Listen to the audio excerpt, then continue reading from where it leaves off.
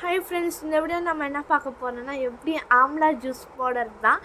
இப்போ வந்து காலைல ஆம்லா ஜூஸ் போட லேட் ஆகும்ல. ஸோ நாங்கள் வந்து ஆம்லா ஜூஸ் ஐஸ் க்யூப்ஸ் எப்படி பண்ணுறதுன்னா பார்க்க போகிறோம் இந்த வீடியோவில்.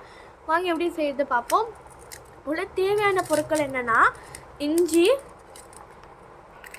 இப்போ தேவையான கருவேப்பிலை, அப்புறம் ஆம்லாவை நல்லா வாஷ் பண்ணிவிட்டு துணியில் வந்து நல்லா தொடச்சி கட் பண்ணி வச்சுக்கோங்க. இந்தமாதிரி குட்டி குட்டியாக.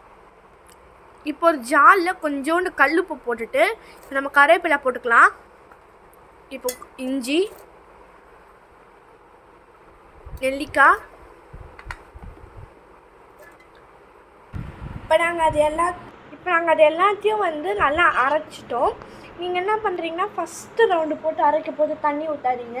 செகண்டு வந்து அந்த திப்பி எல்லாத்தையும் போட்டு அரைக்க போது கொஞ்சோண்டு தண்ணி போட்டு அரைச்சி எடுத்துக்கோங்க. அரைச்சி நல்லா வடிகட்டி எடுத்துக்கோங்க.